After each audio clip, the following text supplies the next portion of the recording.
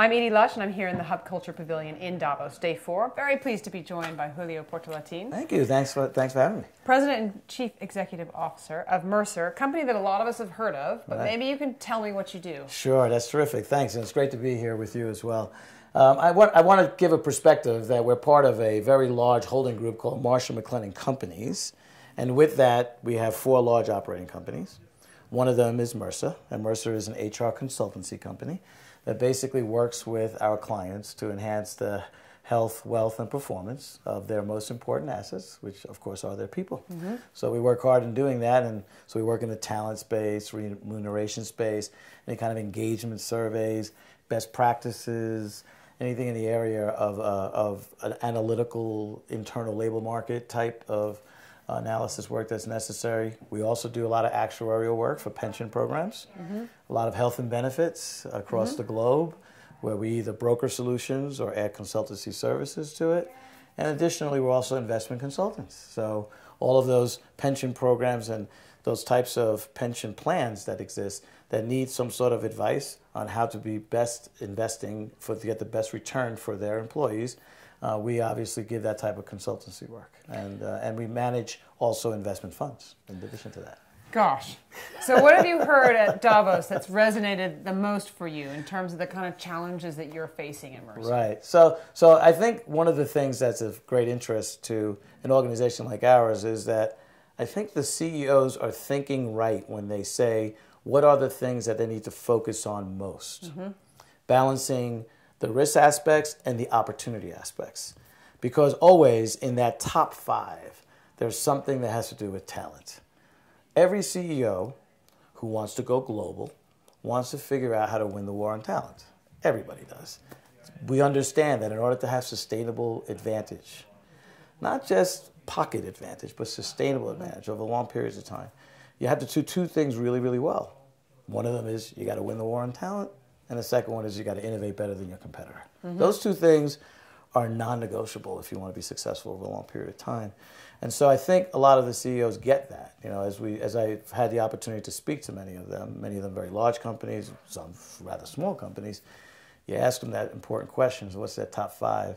And talent in some way shows up, and that's good. I think it's very healthy for the world. It's very healthy for us trying to deal with a population that has a world population has a very high unemployment rate right now, right? You got over 200 million projected will be unemployed this year. And it's good to know that CEOs are thinking about how you match that against the skills that they need in order to be successful. Is there anyone that you've spoken to or any kind of conversation that you thought, hey, I'm going to do something differently now? Let's see. Most of the conversations that I've had, one of the issues with being at Davos is that you get these snippets of almost speed dating, you know, as you're going through the whole spectrum of meetings, and so you end up spending the first 15 minutes kind of talking about yourselves, you know, you, me, even if you know the person, reacquainting yourselves.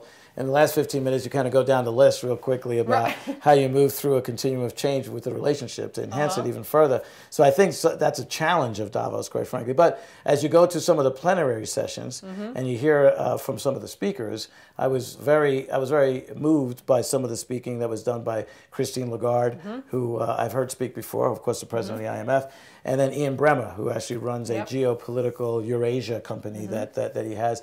And both of them were talking and juxtapositioning what the other was saying, so it was very interesting to see and to hear both points of view. But I think generally speaking, I think people will say that there is a certain level of calm that has come to the global emergency that we had with the economies of the world over the last 4 or 5 years.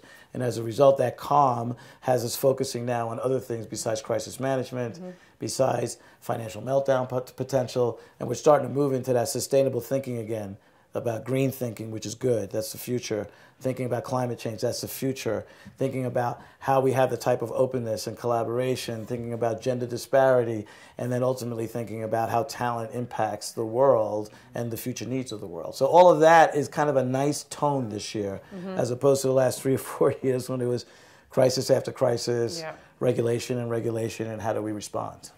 I actually heard from somebody today, one of the partners at Boston Consulting Group from Asia said, we're now at the point where the best is yet to come. Yeah. We're going to get rid of extreme poverty by 2015, reaching one of the Millennium Development Goals. Right. It's a huge kind of area of huge opportunity. Yeah. Would you agree? Yeah. I would say that it's aspirational to Okay. think that we'll be able to accomplish that by 2015. But I think it's also extremely important to challenge ourselves in that way. So I'm not going to speak against it, but I think it's pretty aspirational. The reality is that we need to make some very strong steps between now and then. We need to be able to think of things, though, in more of a short, medium, and long term so we can show progress along the way, because all human beings lose interest if they can't see progress. Yeah. So I'd like to have those aspirational goals, but I'd like to back them up with measurements of success that are defined as short, medium, and long term so we can see progress along the way. Julio, thanks so much for stopping You're welcome. into the Hub Culture Pavilion. Thank you. It was here great in to be Davos. here with you. Great. Thank you. I'm Edie Lush.